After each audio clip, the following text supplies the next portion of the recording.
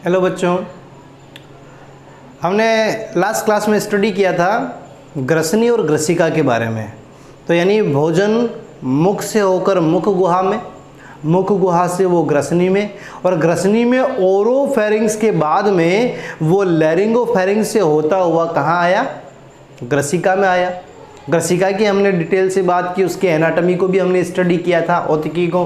उसके बाद में भोजन जो है वो प्रवेश करता है स्टमक में, आमाशय में, ठीक है ना। तो ये देखें, आमाशय के बारे में हम थोड़ी सी डिटेल स्टडी कर लेते हैं कि आमाशय, सबसे पहले तो आप ध्यान में रखें आमाशय क्या है। तो आमाशय एक जे आकार का पेशीय थैला है। क्या है? पेशीय थैला। मस्कुलर सेक का मतलब होता है पाउच लाइक स्ट्रक्चर या थैली के समान संरचना। तो आप कह सकते हैं कि स्टमक एक जे आकार का पेशीय थैला है जहां भोजन को संग्रह किया जाता है ना। सबसे पहले भोजन संग्रहित कहां होता है? तो आप ध्यान रखें आमाशय के अंदर, है ना। और आमाशय क्या है? एक पेशीय थैलेनुमा संरचना है। दूसरा, आमाशय की पोजीशनिंग क्या होती है? आमाशय कहाँ प्रेजेंट होता है? तो आप डायग्राम के अंदर देख सकते हैं, जिसमें मैंने पूरा डाइजेस्टिव सिस्टम का जो एक डायग्राम बनाया है उसके अंदर कहाँ बताते हैं, ये रहा डायफ्राम, ये आपके ओइसोफेगस, और ओइसोफेगस में यहाँ आपका ये स्टमक प्रेजेंट है, होता है ना। स्टमक यहाँ प्रेजेंट है, और यहाँ पर आपका प्रेजेंट होता है ये लीवर, ये आपका यहाँ पर प्रेजेंट होता है लीवर, और ये गाल ब्लैडर। तो यानी ये आपका हो गया लीवर। अब लीवर कौन सी साइड में है? तो देखिए, अगर इस तरीके से देखा जाए, इस तरीके से फ्रंट आप अगर मानते हैं, तो राइट हैंड साइड में क्या होगा? लीवर होगा, और लेफ्ट हैंड साइड में क्या होगा? स्टमक होगा। तो आप कह सकते हैं उदर गुहा में। सबसे पहले चीज तो कि स्टमक की पोजीशनिंग देखो, याद रखने की जरूरत नहीं है, सिंपल सा आप डायग्राम को दिमाग में रखोगे तो पोजीशनिंग याद हो जाएगी। कहाँ? एक तो उदर गुहा के अंदर डायफ्राम के बिल्कुल नीचे की तरफ, और कौन सी साइड में? तो आप कह सकते हैं लेफ्ट हैंड साइड में या बाईं ओर उपस्थित होता है ना। कहाँ उपस्थित होता है? डायफ्राम के नीचे। ये रहा आपका डायफ्राम, ये रहा आपका ओइसोफेगस, ये रहा आपका स्टमक। तो कौन सी साइड में है? ये हो गई आपकी लेफ्ट साइड, और ये हो गई आपकी राइट साइड। राइट साइड में प्रेजेंट है लीवर, और लेफ्ट साइड में प्रेजेंट है आपका स्टमक, ठीक है ना। तो यहां पर देखें, upper left in abdominal cavity and below the diaphragm. तो आप इसको सिंपली बता सकते हैं डायफ्राम के नीचे उदर गुहा में बाईं ओर उपस्थित होता है, ठीक है ना। डायफ्राम के नीचे उदर गुहा में बाईं ओर स्टमक जो है वो उपस्थित होता है। उसके बाद में देखें कि स्टमक के अंतर ग्रंथिल उपकला उपस्थित होती है। स्टमक में क्या उपस्थित होती है? ग्रंथिल उपकला उपस्थित होती है, और ये ग्रंथिल उपकला जो है वो गैस्ट्रिक जूस का और श्लेष्मा का, म्यूकस का मतलब होता है श्लेष्मा, है ना, और गैस्ट्रिक जूस का मतलब होता है जठर रस का।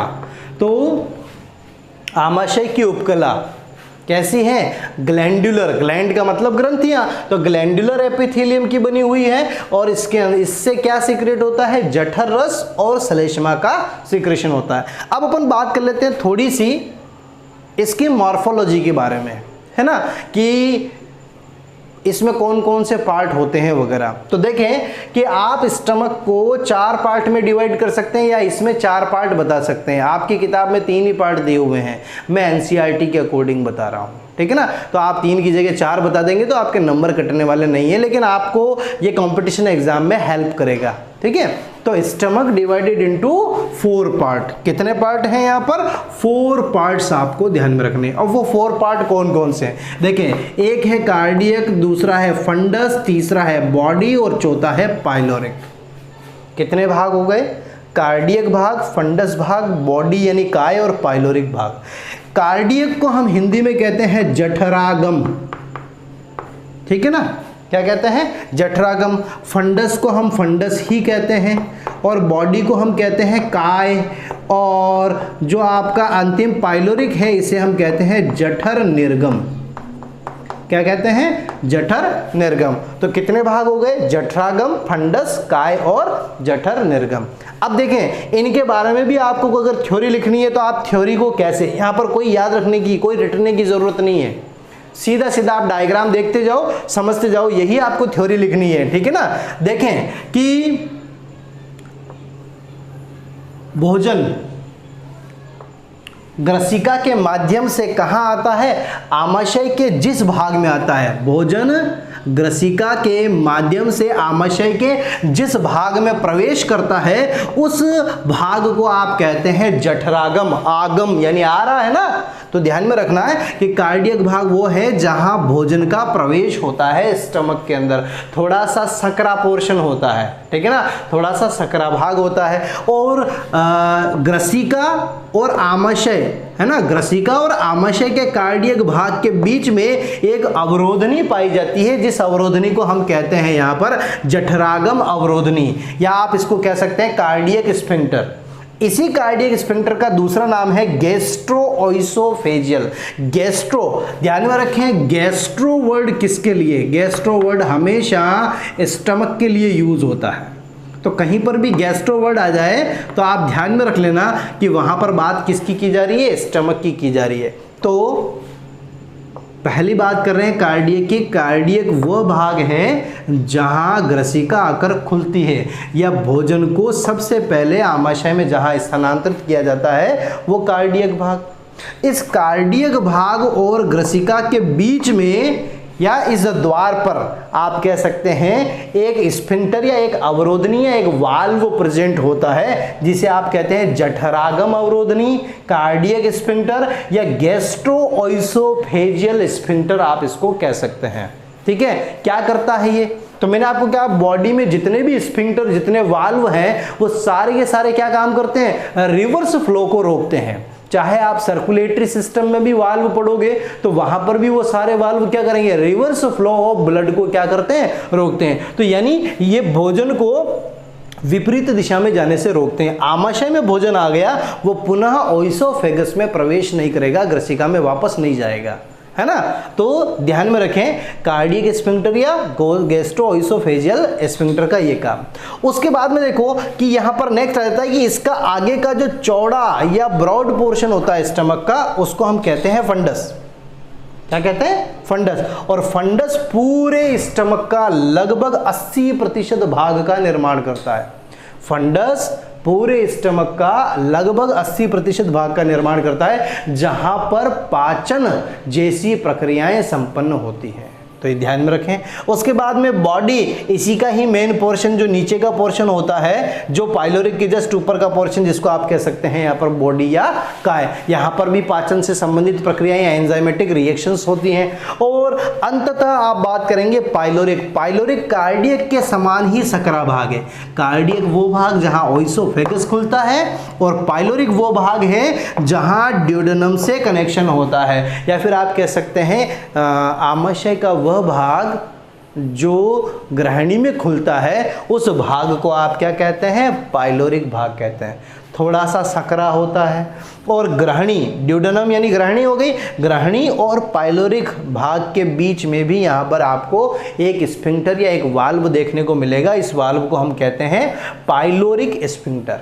जठर निर्गम अवरोधनी, क्या कहेंगे इसको, जठर निर्गम अवरोधनी। और ये जो जठर निर्गम अवरोधनी है ये क्या करती है, तो सेम काम जो आपका कार्डियक स्फिंक्टर कर रहा था, ये स्टमक से भोजन को ओइसोफेगस में जाने से रोक रहा था। और जो आपकी पाइलोरिक स्फिंक्टर है या जठर निर्गम अवरोधनी है, वो क्या करेगी, वो ग्रहणी में आए हुए भोजन को पुनः आमाशय में जाने से रोकने का काम करती। तो ये इतने सी इंफॉर्मेशन आपको थ्योरी में याद रख लेनी। तो डायग्राम से आप याद रखें और इसको थ्योरी में कन्वर्ट करके लिखें सिंपल लैंग्वेज में, ठीक है। उसके बाद में हम आ जाते हैं यहाँ पर एनाटॉमी के बारे में।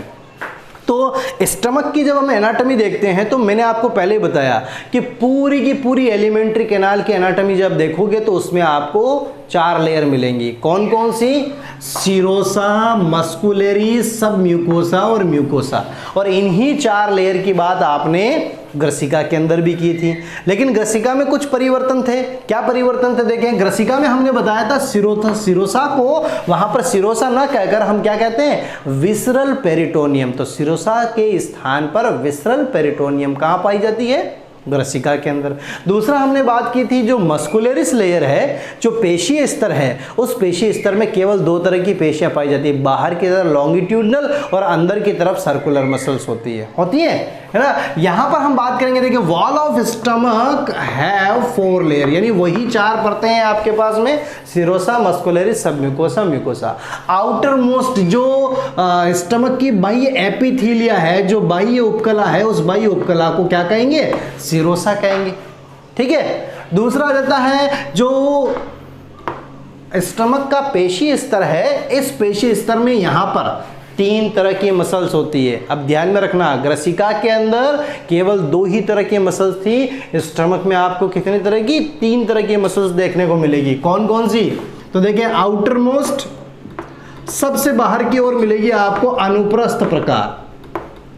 कौन सा प्रकार है? अनुप्रस्थ। फिर उसके बाद में देखो अंदर की तरफ है आपका वृत्तीय या वृत्ताकार सर्कुलर मसल्स जिसको अपन कहते हैं, और सबसे अंदर की तरफ होती है तिर्यक पेशियां या ऑब्लिक मसल्स। तो वहां 2 लेयर थी, लंबवत पेशियां और सर्कुलर मसल्स या आपकी जो है वृत्ताकार पेशियां। यहां पर 3 है।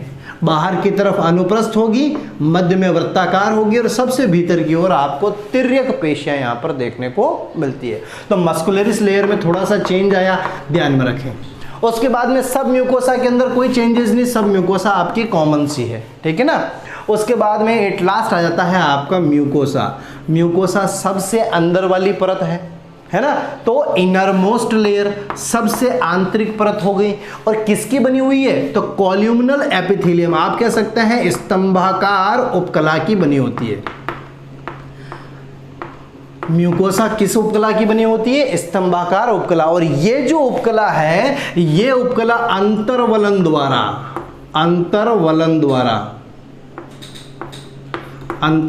द्वारा किसका निर्माण करती है? नलिकाकार ग्रंथियों का निर्माण करती है। अब देखिए, ये रही उपकला, और ये उपकला इस तरीके से फोल्ड हो जाती हैं, ये इस तरीके से फोल्ड हो जाती है। तो ये आपकी क्या हो गई? ट्यूबुलर ग्लैंड हो गई। ट्यूबुलर ग्लैंड, नलिकाकार ग्रंथियों का इसमें इस प्रकार से क्या हो जाता है? निर्माण हो जाता है। अब देखें कि इन ट्यूबुलर ग्लैंड की बात करें, कितनी ट्यूबुलर ग्लैंड्स होती हैं? तो यहां पर 2 तरह की ट्यूबुलर ग्लैंड्स हैं मेनली, या एक इंपॉर्टेंट की अगर इंपॉर्टेंस की बात करें तो एक सिंगल आपकी बहुत इंपॉर्टेंट है, जिसको आप कहते हैं गैस्ट्रिक ग्लैंड, या जिसको हिंदी में कहते हैं जठरीय ग्रंथि या जठर ग्रंथि। ठीक है ना, यही इंपॉर्टेंट है। लेकिन दूसरा आप यहां पर गैस्ट्रिक पाइलोरिक ग्लैंड या जठर निर्गम ग्रंथि भी बता सकते हैं, जो आपकी किताब में मेंशन है, जठर निर्गम ग्रंथि। तो कितनी ग्रंथियां हो गई बेटा? 2 ग्रंथियां यहां पर हो गई आपकी जो अंतर्वलन के द्वारा बनती है। एक हो गई आपकी गैस्ट्रिक ग्लैंड और दूसरी हो गई आपकी पाइलोरिक ग्लैंड या गैस्ट्रिक पाइलोरिक ग्लैंड आप उसको कह सकते हैं, है ना। अब देखें, जो जठरीय ग्रंथियां हैं, इस जठरीय ग्रंथियों से किसका स्त्राव होता है? जठर रस का स्त्राव होता है। और जठर रस में HCl और विभिन्न प्रकार के प्रोटीन पाचक एंजाइम उपस्थित होते हैं, है ना। जठर रस में क्या उपस्थित होते हैं? विभिन्न प्रकार के पाचक एंजाइम, और साथ में HCl उपस्थित होता है। ठीक है। और जो आपकी जठर निर्गम ग्रंथि या पाइलोरिक ग्लैंड है, इस पाइलोरिक ग्लैंड से केवल और केवल श्लेष्मा का स्त्राव, केवल म्यूकस का सीक्रेशन होता है श्लेष्मा का। और श्लेष्मा क्या काम करता है? श्लेष्मा आमाशय की भीतरी उपकला को HCl से बचाने का काम करता है। क्यों? HCl जो है वो हाईली एसिडिक होता है, उच्च अम्लीय प्रवृत्ति का होता है, जो आमाशय की भित्ति को, आमाशय की जो इनर वॉल है, जो म्यूकोसा है, उसे डैमेज कर सकता है। तो उसे क्षतिग्रस्त होने से बचाने का काम किसका है? ये म्यूकस का है, ठीक है ना। और इसी म्यूकस का सिक्रेशन गैस्ट्रिक ग्लैंड की म्यूकस सेल्स भी करती हैं। अब देखें, अपन यहाँ पर बात कर लेते हैं थोड़ी सी डिटेल किस बारे में? गैस्ट्रिक ग्लैंड के बारे में, जठर ग्रंथि के बारे में। जठर ग्रंथि के अंदर निम्न प्रकार की कोशिकाएं पाई जाती हैं। अब कौन सी? यहां पर 4 प्रकार की कोशिकाएं हैं। देखें, एक आ जाती है आपकी चीफ सेल, जिसे आप कहते हैं मुख्य कोशिका, मुख्य कोशिका, या फिर आप इसका दूसरा नाम भी लिख सकते हैं जाइमोजेनिक कोशिका, ठीक है ना। दो तरह की दो नाम है आपके यहाँ पर। पहला है आपका चीफ सेल, मुख्य कोशिका, या जाइमोजेनिक सेल। फंक्शन ध्यान में रखें, इसके द्वारा पेप्सिनोजन का सिक्रेशन होता है। पेप्सिनोजन एक प्रोटीन पाचक एंजाइम है, लेकिन इनएक्टिव, ठीक है ना। तो पेप्सिनोजन क्या है? असक्रिय प्रोटीन पाचक एंजाइम है। प्रोरेनिन दूसरा आ जाता है प्रोरेनिन, ये भी आपका इनएक्टिव प्रोटीन पाचक एंजाइम है, लेकिन ये किसके डाइजेशन के लिए? केवल और केवल मिल्क के डाइजेशन के लिए रेस्पॉन्सिबल होता है। प्रोरेनिन जो है वो किसके लिए? केवल मिल्क डाइजेशन के लिए रेस्पॉन्सिबल होता है। और थर्ड आ जाता है गैस्ट्रिक लाइपेज। तो गैस्ट्रिक का मतलब जठरीय हो गया, स्टमक से, स्टमक के अंदर है इसलिए। और लाइपेज आपको पता है फैट के डाइजेशन के लिए। लेकिन ध्यान में रखें, स्टमक में केवल और केवल प्रोटीन का पाचन होता है। गैस्ट्रिक लाइपेज जो है वो बहुत रेयर कंडीशन में एक्टिवेट होता है, ठीक है। अब देखें, तो पेप्सिनोजन कैसा है? इनएक्टिव फॉर्म में, प्रोटीन पाचक एंजाइम है लेकिन इनएक्टिव फॉर्म में। प्रोरेनिन भी जो है वो भी आपका मिल्क प्रोटीन के डाइजेशन के लिए रेस्पॉन्सिबल है, लेकिन ये भी इनएक्टिव फॉर्म में है ना। और जो आपका गैस्ट्रिक लाइपेज है ये फैट के डाइजेशन से, इसका कोई इंपॉर्टेंस यहाँ पर नहीं। अब देखें कि जो पेप्सिनोजन और प्रोरेनिन है, इनको पेप्सिन और रेनिन में कन्वर्ट करने का काम किसका है? HCl का, जो कि कहां से सीक्रेट होता है? आपकी भित्तीय कोशिकाएं या ऑक्जेंटिक सेल से। तो पहले प्रकार की कोशिकाएं थी चीफ सेल या जाइमोजेनिक सेल, किसका सिक्रेशन करती है? पेप्सिनोजन, प्रोरेनिन और गैस्ट्रिक लाइपेज का। दूसरे प्रकार की कोशिकाएं है पैराइटल सेल या ऑक्जेंटिक सेल, जिसे आप भित्तीय कोशिकाएं या ऑक्जेंटिक कोशिकाएं कह सकते हैं। इसके द्वारा HCl का स्त्राव होता है। और HCl क्या करता है? भोजन को अम्लीय माध्यम उपलब्ध करवाता है, भोजन में कठोर पदार्थों को गलाने का काम करता है। और तीसरा कि जो प्रोटीन पाचक एंजाइम है आपके, उनको सक्रिय करने का काम भी किसका है? HCl का है। तीसरा आ जाता है आपका म्यूकस सेल। म्यूकस सेल या श्लेष्म कोशिकाएं, श्लेष्म कोशिकाएं श्लेष्मा का स्त्राव करेगी। और श्लेष्मा का एक ही फंक्शन आपको यहां पर ध्यान में रखना है, क्या? Prevent the wall of stomach from HCl, यानी आमाशय की भित्ति को HCl से बचाने का काम किसका है? म्यूकस का है। और लास्ट आ जाता है अर्जेंटोफिन सेल्स। आपके सिलेबस में तो नहीं है, लेकिन इतना सा बता देता हूं, अर्जेंटोफिन सेल्स जो है ये सेल्स आपकी गैस्ट्रिक एक्टिविटी को कंट्रोल करने का काम करती है। गैस्ट्रिक एक्टिविटी का मतलब ये जो जठरीय ग्रंथियां या जठर रस का सीक्रेशन है, इस सीक्रेशन को कम करना, ज़्यादा करना, इसके स्त्राव को कंट्रोल करने का काम किसका है? अर्जेंटोफिन सेल्स का है। तो ये थी बात किसके बारे में? स्टमक या आमाशय के बारे में। नेक्स्ट आ जाता है स्मॉल इंटेस्टाइन। अब देखिए, सबसे पहले बात कर रहे हैं स्मॉल इंटेस्टाइन की। तो स्मॉल इंटेस्टाइन का मतलब यहाँ पर हम कहें छोटी आंत्र। तो हम जब एलिमेंट्री कैनाल को स्टडी करते हैं, आहार नाल को पढ़ते हैं, तो हम बताते हैं मुख, मुख गुहा, ग्रसनी, ग्रसिका, आमाशय और फिर आंत्र। और आंत्र को हम 2 कैटेगरी में या 2 पार्ट में डिवाइड कर देते हैं, एक छोटी आंत्र, एक बड़ी आंत्र। छोटी क्यों कहते हैं? क्या इसकी लेंथ कम होती है? नहीं, बल्कि यहाँ पर आपको ध्यान में रखना है, इसको स्मॉल किसकी वजह से कहा जाता है? इसको इसके डायमीटर या इसके व्यास की वजह से कहा जाता है कि इसका जो डायमीटर या इसका जो व्यास है वो बड़ी आंत्र से कम होता है, इसलिए हमने इसको कहा है स्मॉल इंटेस्टाइन। लेंथ नहीं, बल्कि ये पूरी एलिमेंट्री कैनाल में सबसे लंबा भाग होता है, ये ध्यान रख लेना। लेंथ इसकी कम नहीं होती है, सबसे लंबा भाग होता है। अब देखें यहाँ पर सिंपल सा पॉइंट है कि pylorus open into small intestine. तो पाइलोरस कौन सा भाग? पाइलोरिक भाग आपको पता है, किस में होता है? आमाशय में। तो आमाशय का जो अंतिम भाग है पाइलोरिक, वो एक छिद्र के द्वारा ग्रहणी में खुलता है। उस छिद्र को ही हम क्या कहते हैं? पाइलोरस कहते हैं। तो आमाशय का अंतिम भाग पाइलोरिक भाग, जठर निर्गम भाग, एक छिद्र के माध्यम से छोटी आंत्र के प्रथम खंड ग्रहणी में खुलता है और उसी छिद्र को हम क्या कहते हैं? पाइलोरस कहते हैं। ठीक है। उसके बाद में देखिए स्मॉल इंटेस्टाइन की जो लेंथ है, इसकी लंबाई एक जीवित व्यक्ति में कितनी होती है? 3 मीटर। जीवित व्यक्ति में 3 मीटर, लेकिन मरने के बाद में लगभग 4 से 4.5-5 मीटर तक उसकी लेंथ हो जाती है। क्यों? क्योंकि जीवित व्यक्ति में वह संकुचित अवस्था में रहती है। मरने के पश्चात पेशियों में शिथिलन होता है और शिथिलन होने की वजह से क्या हो जाता है? वो थोड़ी सी लंबी हो जाती है। तो यहाँ पर आप देखें कि एक जीवित व्यक्ति की पूंछ ले तो 3 मीटर लंबी होती है और मरे हुए व्यक्ति की लगभग 4 से 5 या 4.5 मीटर लंबी होती है।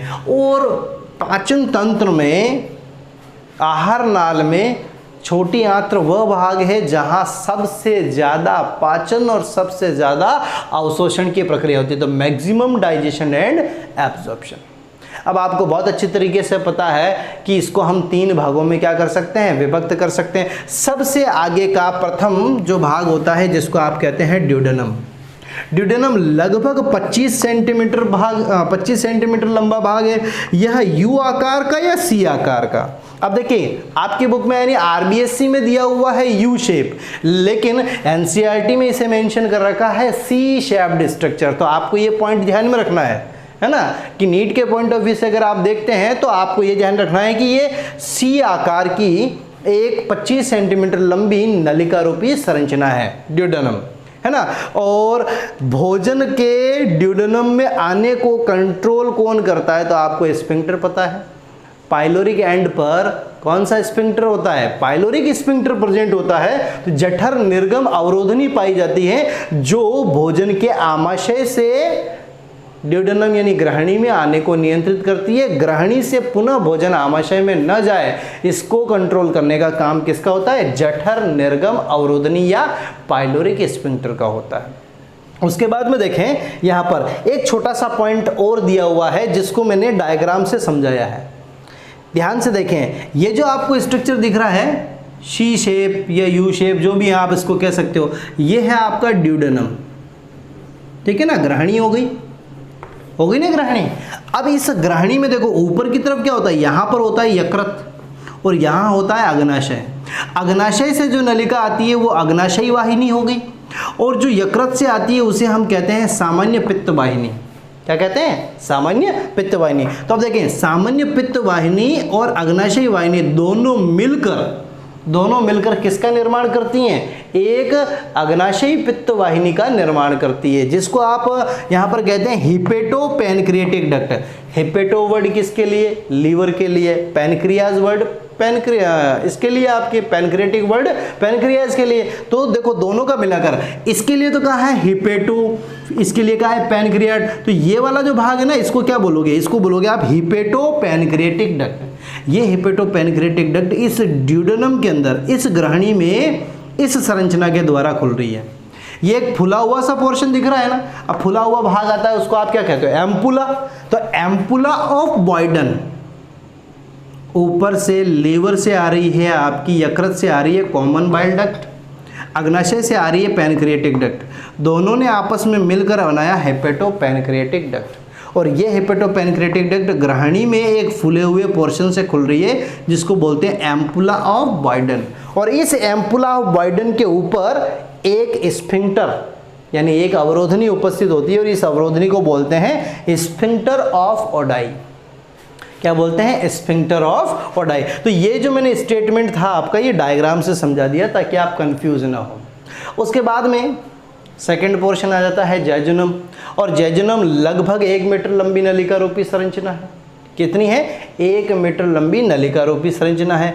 जो छोटी आंत्र है उसका मध्य भाग बनाता है और यहाँ पर पाचन और अवशोषण की प्रक्रिया संपन्न होती है। तो ड्यूडेनम और जेजुनम ये दोनों जो है वो मुख्यतः पाचन की प्रक्रिया में भाग लेते हैं। यहाँ पर क्या होता है? मुख्यतः पाचन की प्रक्रिया होती है। लेकिन अगर इलियम की बात करें तो इलियम सबसे ज़्यादा लंबा व कुंडलित भाग है, 1.75 मीटर यानी 1.25 मीटर लंबी संरचना है और यह सबसे अंतिम भाग है। और आप ध्यान सकते हैं सबसे अधिकांश जो अवशोषण की प्रक्रिया है वो कहाँ संपन्न होती है? इलियम के अंदर ही संपन्न होती है। ठीक है ना? तो सबसे लंबा पोर्शन हो गया आपका, ठीक है ना? और सुपर कॉइल्ड है। सुपर कॉइल्ड का मतलब अत्यधिक कुंडलित भाग है। ये तो थी बात इसके पार्ट की।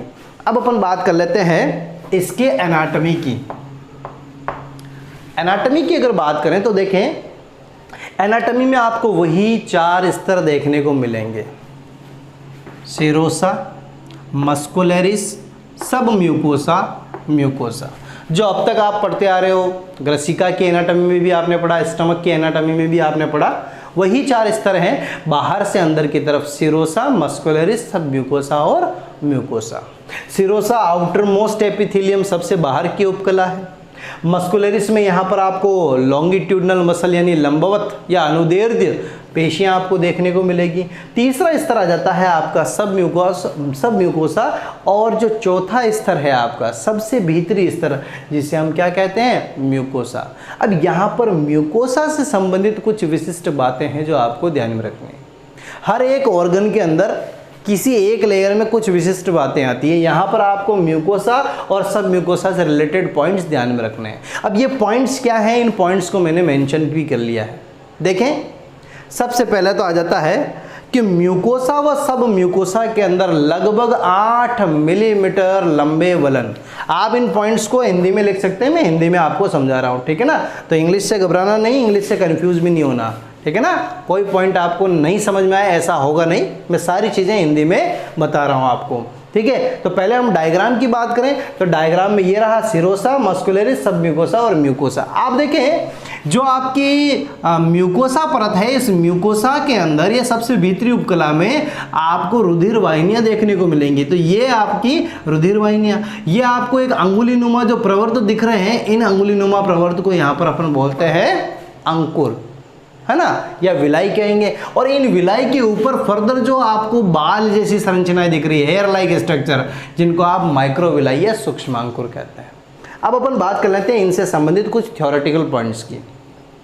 छोटे छोटे से पॉइंट्स हैं जो आपको याद करने हैं, एक एक नंबर के क्वेश्चन आपको यहाँ से पूछे जा सकते हैं, ठीक है? तो देखें, सबसे पहले चीज कि म्यूकोसा और सब म्यूकोसा जो परत है, इनके अंदर लगभग 8 मिलीमीटर लंबे क्या पाए जाते हैं? फोल्ड्स उपस्थित होते हैं। इन फोल्ड्स को बोलते हैं फोल्ड ऑफ कर्करिंग, है ना?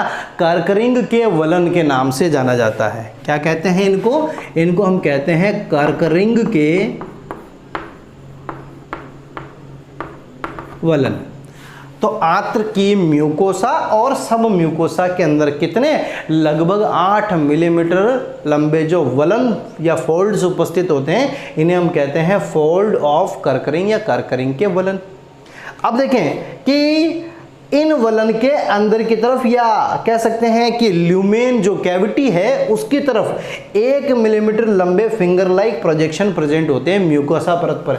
इसकी बात कराएं, ये 1 मिलीमीटर लंबे प्रोजेक्शंस हैं। ये 1 मिलीमीटर लंबे जो प्रवर्ध हैं, इनको हम कहते हैं यहाँ पर विलाई। किसमें उपस्थित होते हैं? म्यूकोसा में। और प्रत्येक विलाई के अंदर क्या क्या प्रेजेंट होते हैं? तो देखिए, प्रत्येक विलाई के अंदर आपको ध्यान में रखना है, एक लसिका वाहिनी उपस्थित होती है, एक लसिका वाहिनी, एक रुधिर वाहिनी उपस्थित होती है, और यहां पर होती है चिकनी पेशियां। 3 संरचनाएं आपको ध्यान में रखनी है। विलाई के अंदर क्या क्या उपस्थित होता है? ये रही एक विलाई, और इस एक विलाई में क्या उपस्थित होती है? तो ये 3 एलिमेंट आपको ध्यान में रखना है। एक लसिका वाहिनी, एक रुधिर वाहिनी और एक चिकनी पेशी, ये उपस्थित होते हैं। ठीक है, और इसी विलाई के ऊपर एक माइक्रोमीटर, देखो विलाई खुद कैसी थी 1 मिलीमीटर, लेकिन इस 1 मिलीमीटर लंबी विलाई के ऊपर पुनः 1 माइक्रोमीटर लंबे लगभग 1000 प्रोजेक्शन होते हैं। कितने? लगभग 1000 प्रोजेक्शन या प्रवर्ध उपस्थित होते हैं, जिन्हें हम कहते हैं माइक्रोविलाई, सूक्ष्मांकुर। तो देखें, सिंपल सी बातें हैं। म्यूकोसा और सब म्यूकोसा पर 8 मिलीमीटर लंबे जो फोल्ड उपस्थित होते हैं उन्हें कहते हैं कर्करिंग के वलन। फिर म्यूकोसा लेयर के अंदर 1 मिलीमीटर लंबे अंगुलीनुमा जो प्रवर्ध उपस्थित होते हैं उन्हें हम कहते हैं विलाई। विलाई में एक रुधिर वाहिनी, एक लसिका वाहिनी और चिकनी पेशियां आपकी उपस्थित होती हैं, और साथ में प्रत्येक विलाई पर 1 माइक्रोमीटर लंबे लगभग 1000 प्रवर्ध पाए जाते हैं। कितने? 1000 प्रवर्ध। और ये जो 1000 प्रवर्ध हैं इन्हें हम कहते हैं सूक्ष्मांकुर। सूक्ष्मांकुर और अंकुर यानी विलाई और माइक्रोविलाई दोनों क्या काम करते हैं? अवशोषण की सतह को लगभग 10 गुना बढ़ा देते हैं। अवशोषण की सतह को लगभग कितना गुना? 10 गुना बढ़ाने का काम करते हैं। उसके बाद म्यूकोसा के अंदर अगर लिम्फोइड टिश्यू या लिम्फ नोड प्रेजेंट होती हैं, लसिका गांठें जो लसिका उत्तक उपस्थित होते हैं, उन्हें हम पेयर पैचेस के नाम से, एक एक लाइन के एक नंबर का क्वेश्चन आपका बन सकता है। कर्करिंग के वलन क्या है, विलाई और माइक्रोविलाई क्या काम करते हैं, ठीक है ना। आपको पूछ ले पेयर पैचेस से आप क्या समझते हैं, तो आपको इतना सा बताना है कि म्यूकोसा परत के अंदर या म्यूकोसा लेयर के अंदर जो लसिका उत्तक या लसिका गांठें पाई जाती हैं उन्हें ही क्या कहते हैं? पेयर पैचेस के नाम से जाना जाता है। और उसके बाद में आप देखें जो इलियम है, जो इलियम है आपकी लास्ट वाला पोर्शन आपका, इस इलियम में कई छोटे छोटे फोल्ड होके और इंटेस्टाइनल ग्लैंड का क्या होता है? निर्माण, आंतरीय ग्रंथियों का निर्माण।